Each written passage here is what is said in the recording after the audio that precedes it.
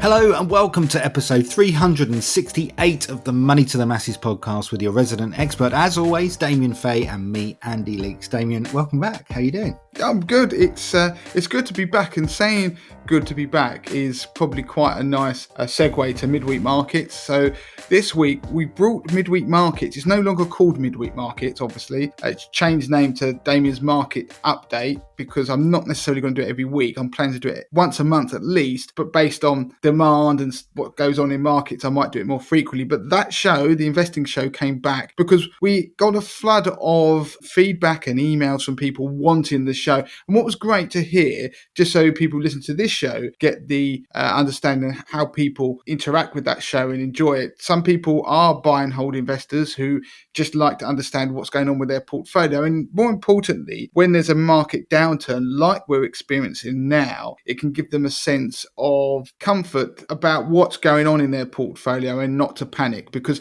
even if you are a buy and hold investor that maybe just tracks the market using ETFs or something like that, then people can get frightened and just quit out of investing when they see their portfolio fall in value. And of course, there are other people who listen to it to understand parts of the market they don't know much about, or to understand how the interaction between different asset classes, or they might even use it as some sort of inspiration when building portfolios and running their investments. So it's great to see that people are enjoying the show, then leaving comments in the YouTube video just beneath. So make sure you do that. You can do that, by the way, on the YouTube version of this podcast. We do put these podcasts out on YouTube. They don't have a video yet. That will change in the near future probably. But also on the website, we do have a page for each episode of this podcast where you can leave comments and get interactions as well. So it's a great way of helping us promote the podcast and shows on all the different formats, because one person did ask, how can we help you promote midweek markets? Because it's got great international appeal as well, because you talk about markets across the world.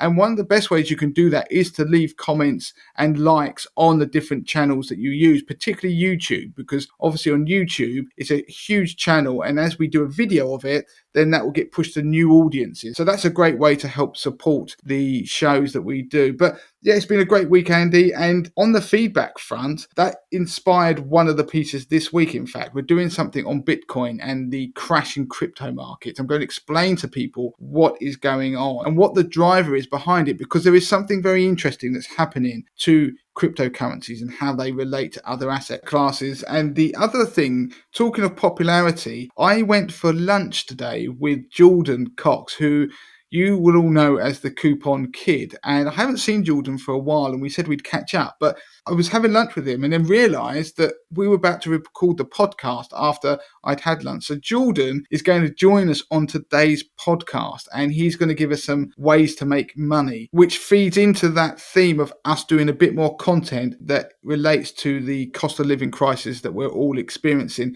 And the final piece, Andy, you're going to be chatting with Harvey. That's right. And it ties in nicely with what you said about the cost of living crisis and prices going up. So we're going to be doing a piece on personal insurance and a little thing called index linking. That's where insurance policies increase with inflation. And Harvey will be providing some tips on how to avoid that if you're finding that unaffordable. And it's well worth listening to that piece, because Harvey mentioned it as a possible piece for the podcast, and I loved it, and so did Andy, because it's something in the T's and C's of your insurance contracts that you won't realise that is there, that is incredibly useful. And so let's get on with the podcast then, and we're going to be starting with Bitcoin. We haven't covered this for a while, but it's been in the news. Yeah, so cryptocurrencies are crashing at the moment, and to give you an example, and we'll focus mostly on Bitcoin in this podcast because it's the one that everybody knows, but you can pretty much look at any cryptocurrency and the value is plummeting. Now, to give you some numbers, in October 2021, so we're in May 2022 now,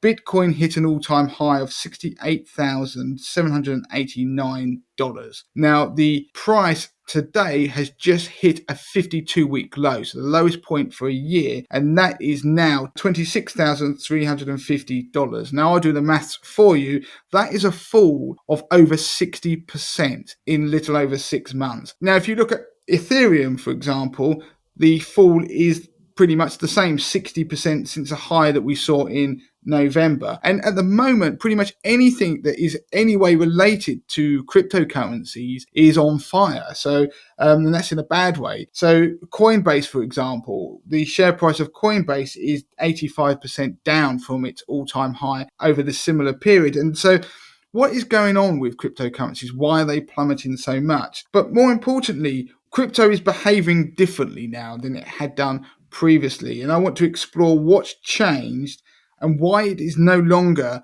a good hedge against inflation. So if you go back to April 2021, I did a podcast, so podcast 317, which talked about Bitcoin versus gold. Now, it's worth going to listen to it to hear what was said at the time, but just to give you an overview, gold works as a good inflation hedge in periods when real yields are falling. And real yields mean if you take the yield, for example, let's say on the 10-year US Treasury yield, and you take away the rate of inflation, then that gives you the real yield. So it's a yield factoring in inflation. If that is falling, then that tends to be positive for gold. Now, conversely, back in April last year, Bitcoin tended to do well when bond yields were rising and there was a positive economic outlook, inflation expectations were on the up, and investment risk appetite was positive. So that would tend to cause Bitcoin to rally. So back then, what you had were Bitcoin and gold almost moving in opposite directions, but both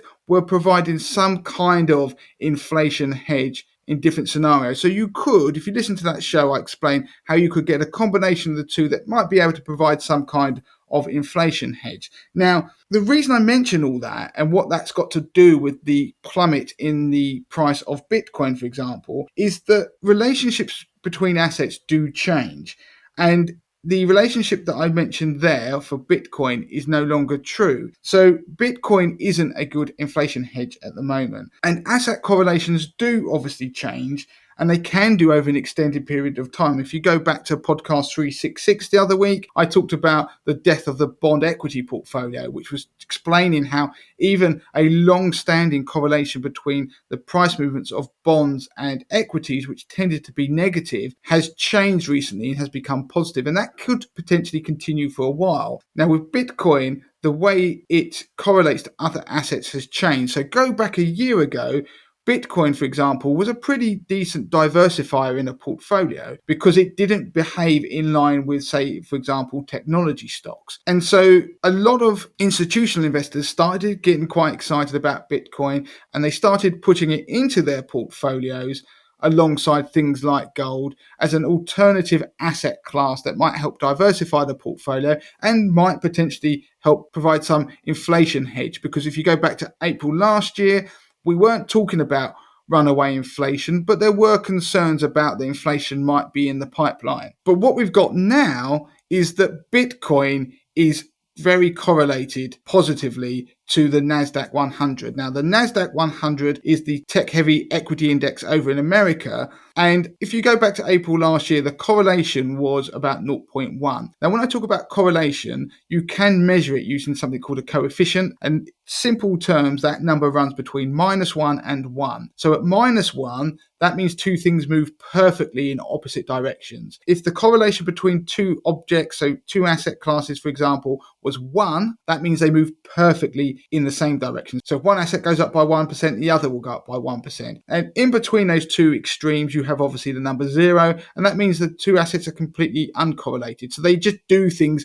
differently. And that was obviously good for diversification. The thing is, since the peak in equity markets, but particularly technology stocks, with the NASDAQ 100, which was again in November 2021, then Bitcoin has become increasingly correlated to technology stocks. And if you look at that correlation coefficient, we've now broken from down towards 0.1. So we're almost towards 0. We are now at an all-time high correlation of nearly 0.8. So for all intents and purposes, what it means is that Bitcoin is effectively now just a bet on technology stocks. It's moving in the same way. And as the sell-off is increasing in technology stocks and the fall in Bitcoin is increasing in pace, they are becoming more and more correlated. So if you buy Bitcoin or invest in it, you are now effectively betting on the big technology companies out there. And because of the way what's happening with rising interest rates with the Fed. And if you listen to the midweek market show, you will know that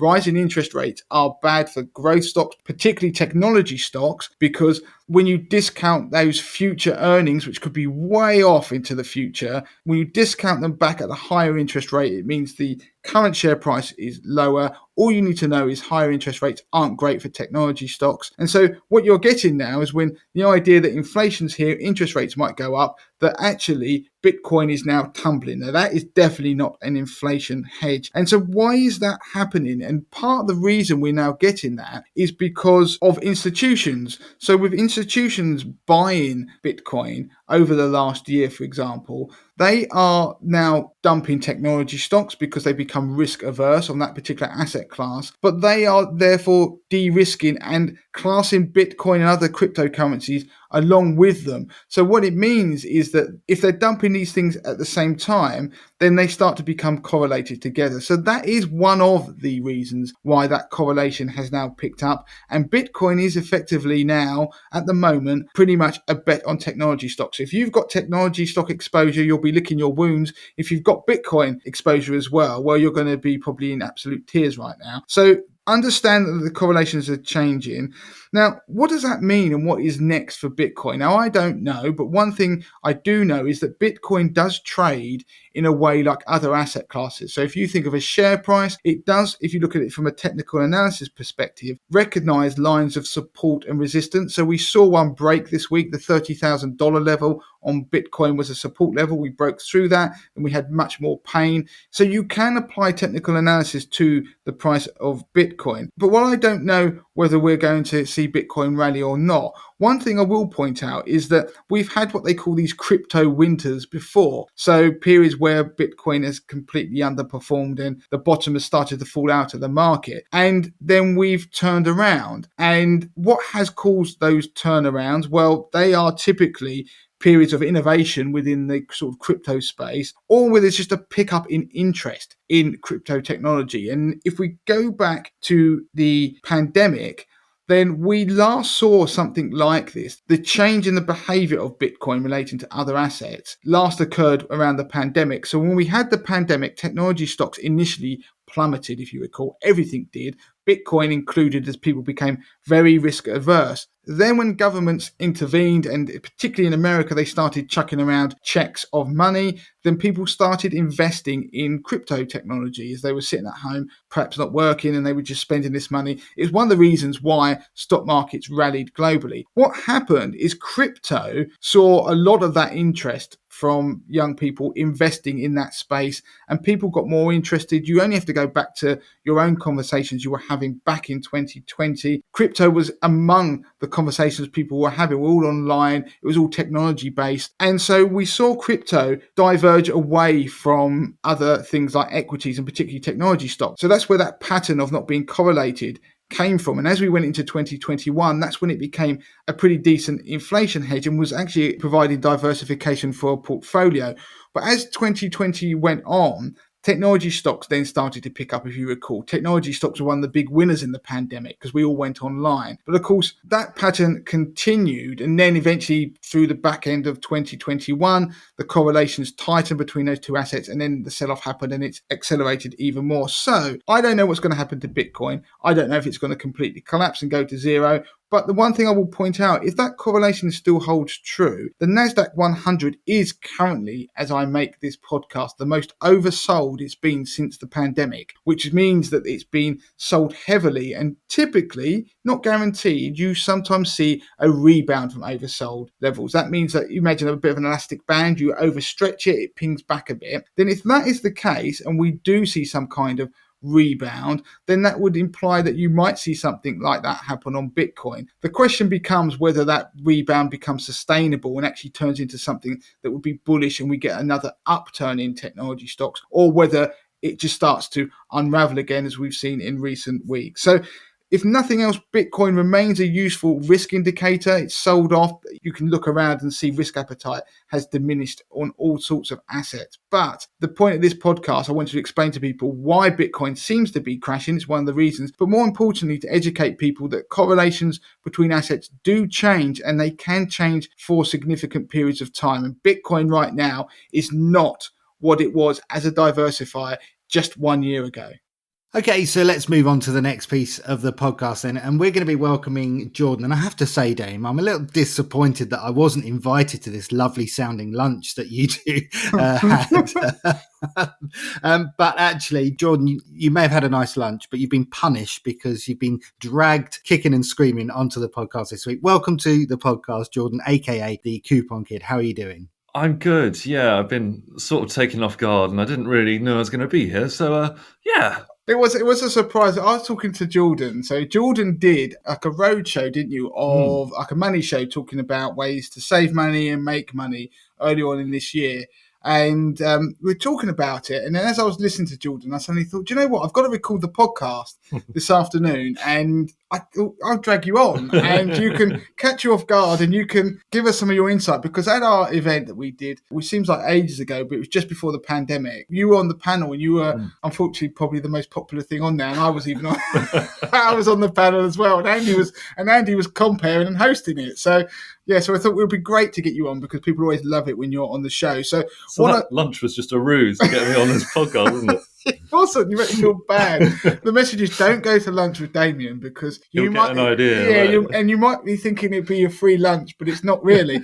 So what I'm going to do is I'm going to hand over to Jordan because Jordan's going to hit us with a bunch of ideas about how to make money. And it comes again around to this idea that people have been asking us about ways to make money. We used to write a lot of content about it. We're going to do a bit more, but there are a number of ways where you can try and make a bit of extra money on the side. So Jordan, take it away with some of the ideas that you've got. Okay, I've got about 5 or 6 ideas here for you. Now, I want to start off by saying they're all not guaranteed. Making money online or making money in general is not a quick fix. It's not going to happen overnight. It will take a little bit of effort as well for some of these. But if you're just looking for ways, to add a bit of extra income, and as we know through the pandemic, your income might not be safe at any point. Like things can just change and you might need some extra cash. So these are just ways to sort of have a bit of extra money on the side and hopefully put it towards something nice, or if an emergency happens and you've got some extra money to fall back on. So the first one, which I wanted to talk about, is it requires a bit of confidence. It's becoming a TV extra or going to TV run-throughs. Now, I'm not shy to a camera, so I've been to a few of these. I've been an extra in the background of a music video, and I've been to some... Why are you laughing, David? Sorry, I wasn't meant to laugh, Jordan. If anyone's met Jordan, how tall are you? 6'5". If you put your arms in the air, how tall are you? You're about 7 foot. I can imagine that an extra's meant to blend in. Right? It's you just stick out dominating like the back of a video. Sorry, carry on, Jordan. So you can become TV extras or music video extras quite easily. There are lots of different places that are looking for people in the background, obviously not to stand out like me, but if there are some places that require people quite often. So you can go onto websites like mandy.com and also Star Now, where they're always looking for people to be in the background of some sort of TV thing, radio thing. And more, they're looking for people to come along to TV run-throughs, whether it's a new game show that they're testing out or a new TV show concept or some sort of new celebrity show that they want to test. They're looking for people to come along and they'll pay you for it as well. Sometimes it's, £50, £100, usually around London or some sort of city like Manchester, Glasgow, where they have TV studios. Have you ever done one? I have. I've actually done about 4 or 5 TV run-throughs, and they're all so much fun. They're usually games which make it to TV through some sort of production company. Some of them I can't talk about because I've signed NDAs. Have you? Yeah. What, there's any of the shows that you've done the run-through on become shows on TV? They will be this year. That's all I can say. But they are so much fun, and you can just sort of get out for the day, be in the background of a TV thing or be in a music video like me, which I think the music video I was on, it was quite a few years ago. It's had about 3 or 4 million views on YouTube. Right. So. That's Jordan, you dropped that in as if to say you don't really know what the video is. You know what the video is. We're going to have to show me after this podcast, and I'll probably have to share it on our socials on Instagram, if you'll let me, to see you in this music video and the clip of it. It was when I was much younger with a lot longer hair. I think I made about 150, 200 quid from being in that music video. Why don't we put it out to the listeners? Google Jordan Cox, Google image him, find out what he looks like, and scour the internet. If you find it, you get a money to the masses mug, and it's a mug well earned. Okay.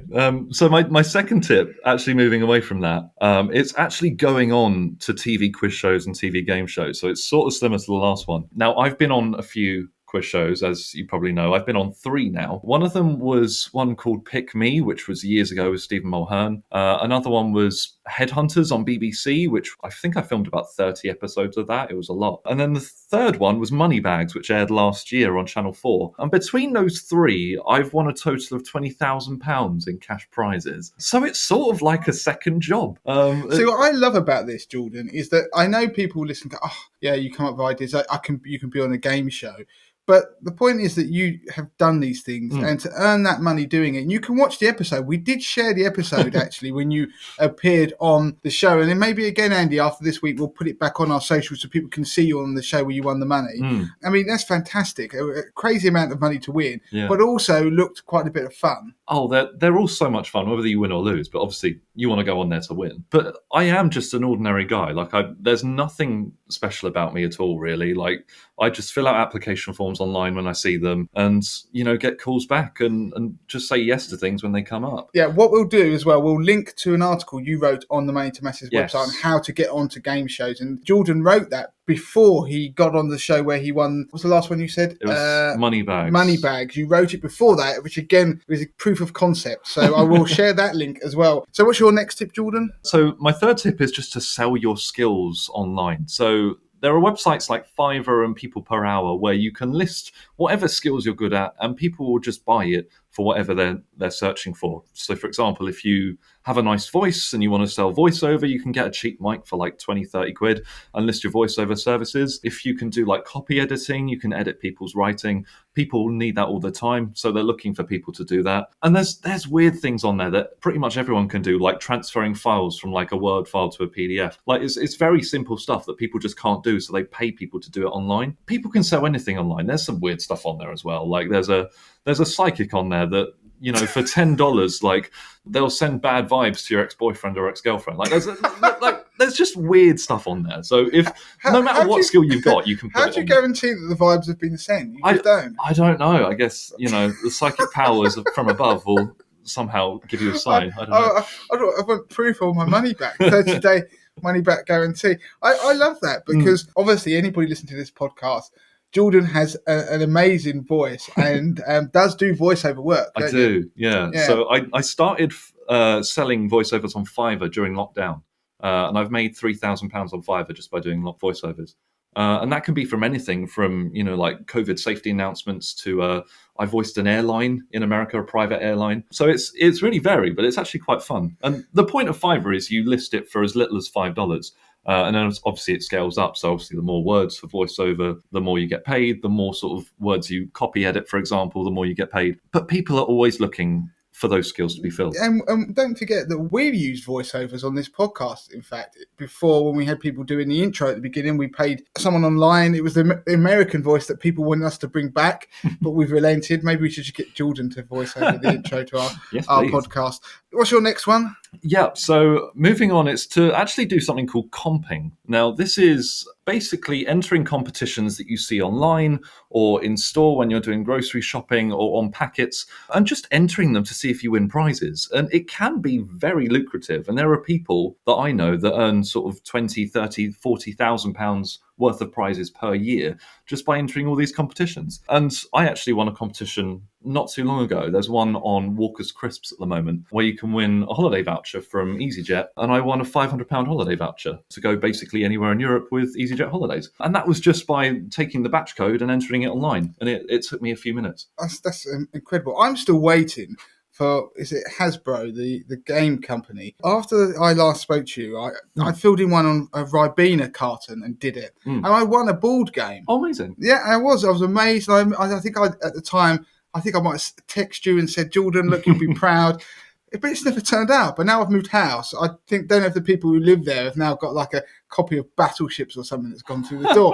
But I never got it. So if you work for that company, I'm disgruntled because I never got my competition prize. I got the elation of winning, Yeah. but not the prize. You So should you should chase them for sure. Have I ever told you about the competition I won, Jordan? I phoned up Heart Radio once and got on to. Yes, you did so tell me. I managed to get an all expenses trip to Disneyland Paris. But the kicker was my wife couldn't come and we had a young child. She didn't have a passport, so I took two mates, which was kind of okay, a bit weird. Three grown blokes going to Disneyland. But the real kicker was that it was an intimate private gig with Enrique Iglesias. I'm sure I've told that on the podcast before, but I'll never live it down. But the pictures were great. it was just you three guys in your 30s and a bunch of very young women throwing themselves at him. That's exactly what it was, and about 50 other competition winners. When they say intimate gig, it is exactly that. There was a huge concert arena room off the side of Disneyland Paris. Yeah, so he could literally come around and chat to everyone. He didn't chat to us, Mike. Did he look slightly confused, or was he? Do you think he didn't fit his typical fan base? Is that what I'm trying to say? I think he was definitely perplexed because in his mind he's thinking, okay, they've won the competition, they're going to enjoy Disneyland Paris and the free food. Why did they come to the gig? and to this day, I don't know why. Right, and next one. Yeah. So for competitions, you can find them all over the place. Just enter them when you can, because you might win a big prize. Next up is to start using refer a friend schemes more often. So you'll probably see these all over the web on websites that I use like Top Cashback, where if you refer a friend, then they get £10 for signing up, and then you get some money as well. These are happening quite often now because it's a really good way for websites to actually start getting new users and get people interacting with their site. So if there are any websites that you use quite often and you see a refer a friend scheme, perhaps your partner hasn't signed up, your son or your mother hasn't signed up, just get everyone around you signed up to it, and then you might start earning quite a bit of cash. So yeah, just have a look around and see if you can, and it might be a good way to make some money. One of the last ones that I wanted to talk about is it's one of my favorites, but it's probably quite unlikely. It's a website called uSpot Property. I don't know if you've heard of it, but the concept is if you see an abandoned or disused house when you're walking out and about in your street, you take a picture of it and send it to this website, and if they identify it as a property that's not being lived in, it's not habitable, then they'll give you a £20 M&S or Amazon gift card. Now, the kicker to this is this company is basically a property development company. So if they see a house that's not being lived in, they report it to the council. And if they buy it from the council, then they can do it up themselves. But because you've sent in the tip-off that this place isn't being lived in, they'll give you 1% of the final sale price of what they buy that property for. So if you find a house that's not being lived in, then they buy it for 250 grand. You've made £2,500 just for sending in that tip off. And if they don't, and you find a house that's not being lived in, then you get a £20 voucher anyway. But it's just a nice little thing. If you're out and about and see a house that perhaps might need some love and might be abandoned, just send it off to this website and you might actually make a fair bit of money. So, Jordan, thanks for the tips, because I'm conscious that I can't keep you, having said that we only went to Wagamama's. It wasn't even an expensive lunch. But quick question, because I always see people say about do these survey sites where you sign up, answer some questions which are used as market research by a company of some kind, and you get paid. But you're not a massive fan of them, are you? No, so sort of survey websites, it's usually a lot of work for not much gain.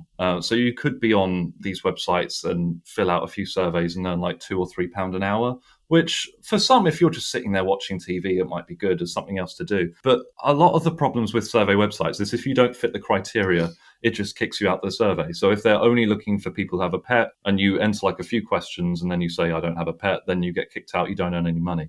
So it's a bit hit and miss with them. Some people have success with them and earn quite a bit of money, but I usually focus my time on other things that they're still not guaranteed, but might be more profitable in the long run. So if you want Jordan to come back on the show and talk about more things like this, or to write stuff or do stuff on socials, then do get in touch. You can obviously email us, or you can contact us via Instagram as well. And even Jordan you can contact. What's your Instagram account? It's Coupon Kid UK. And you're on Twitter as well, aren't you? I am, yeah. That's Jordan_Cox and Jordan with an O. So you can contact Jordan, tell him to get back onto the Money to the Masses podcast. Have more lunches with Damien. Yeah, and we can do more of it, because there are lots of things you can do. I mean, I know, for example, the people in my street, I've been curtain twitching enough to realise they're renting their car parking space out at the side of their house, because I live right near a station which is actually can be quite profitable. I think you can earn somewhere between £100, £200 a month Yeah. by renting out your car parking space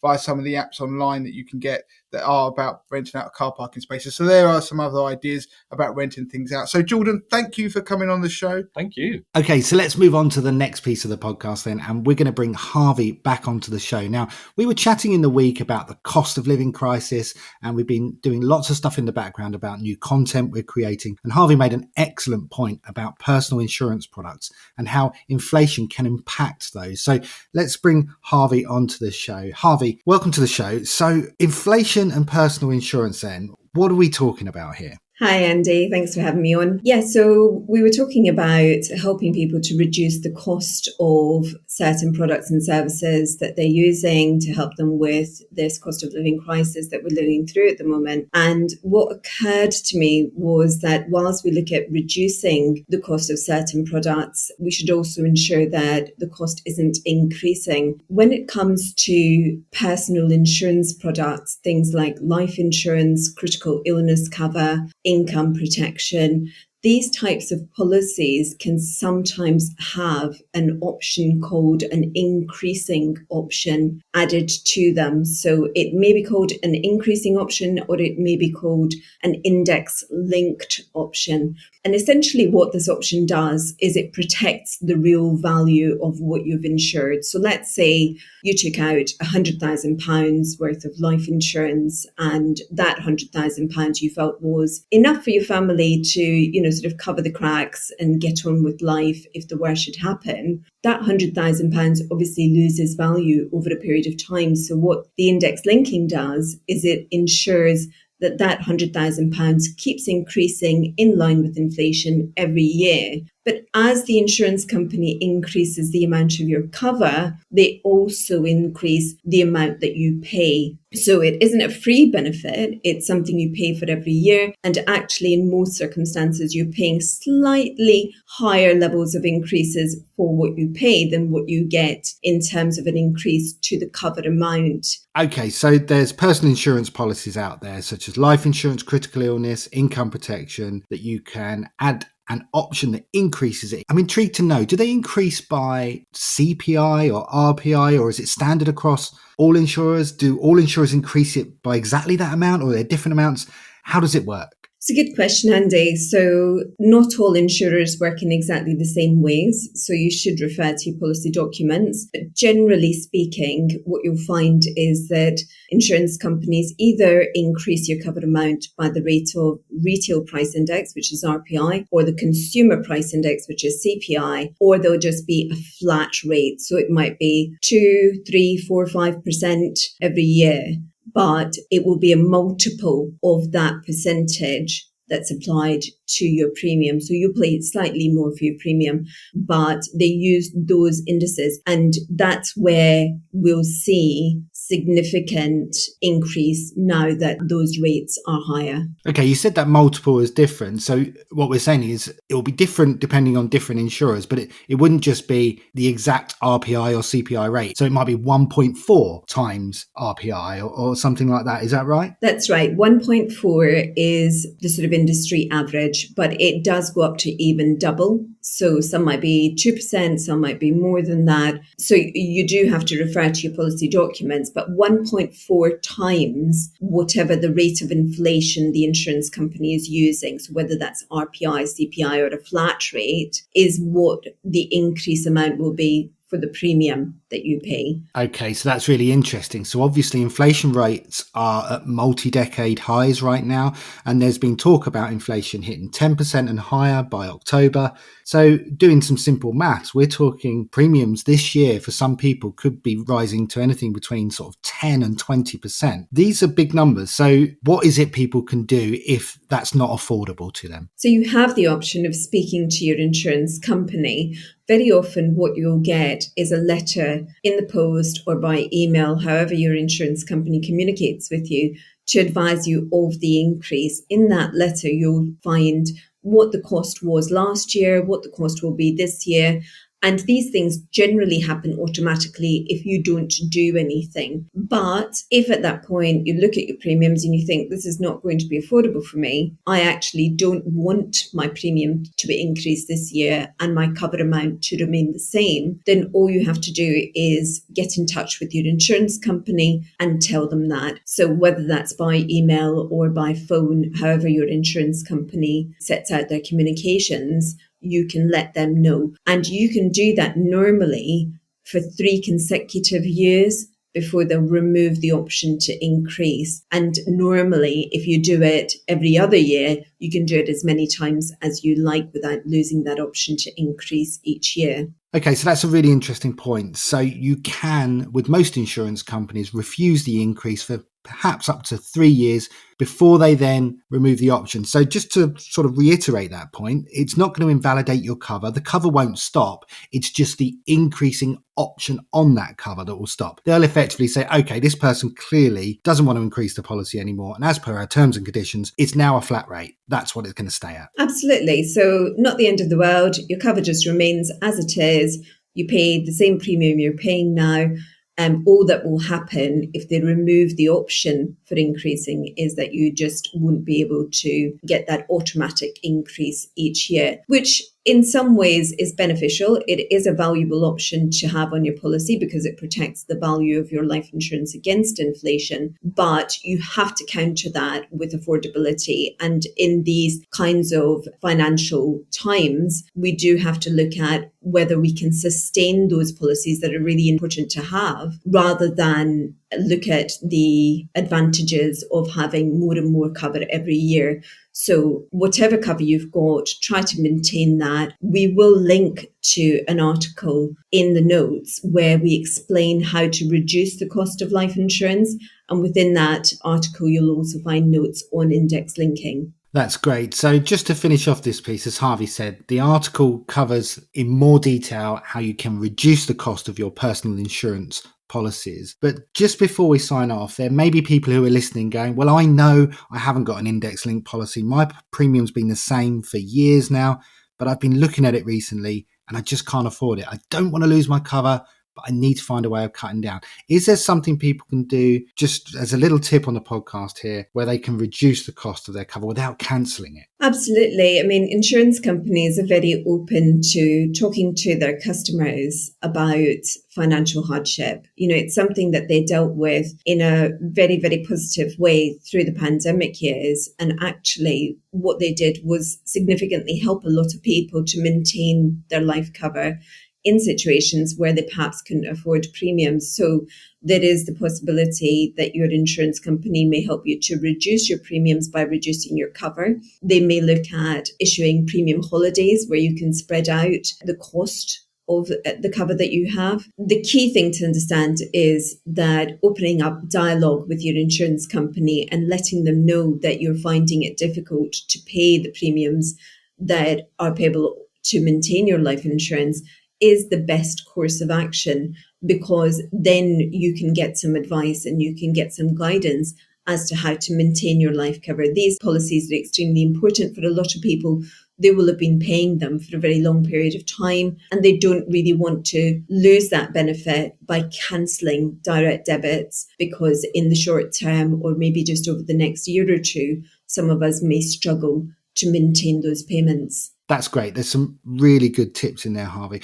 Just made me think while you were discussing that, what about the situation where people are already kind of in a problem situation? Let's say, for example, they've missed a premium or maybe missed 2 premiums. Is it too late? Not at all, Andy. People have the opportunity to catch up missed premiums. Insurance companies are usually quite flexible in this sense, and normally policies don't become irretrievable until you've missed more than, say, 3 premiums. That may differ between different insurance companies, and some insurance companies will cancel policies after a shorter period of time. But the most important thing, again, is go back to your insurance company, speak to them about your missed premiums, ask them how you can catch those up. If you can't afford to catch them all up in one go, then talk to your insurance company about spreading the cost of them so that you can perhaps bring the payments back up to date, because essentially, as we get older, Andy, these insurances become more expensive. And if you have a policy that you took out when you were younger, likelihood is that you've probably got a fairly good rate on it, and you probably want to maintain that rate with your insurance company. So speak to your insurance company, try and catch up your premiums, talk to them about spreading the cost of them, and you can revive a policy where it has maybe become lapsed. Harvey, that's great. Thanks ever so much for coming on. And as we said just there, we'll put some links to some useful articles should people need to reference those. Okay, Damien, let's bring you back in. So that is it for this week, isn't it? Yeah, it is. So as ever, please do review the podcast on whatever platform or app that you use, because it helps push us up the charts. And also it's incredibly motivating for us to hear what you think about the podcast, and also help shape the content on future episodes. Also, don't forget to join our Facebook group as ever, facebook.com/groups/money to the masses. And it goes without saying, please follow us on all our social media platforms, particularly Instagram, where you'll see a lot of stuff from me every day. So that is it. Until next time, Andy. Until next time.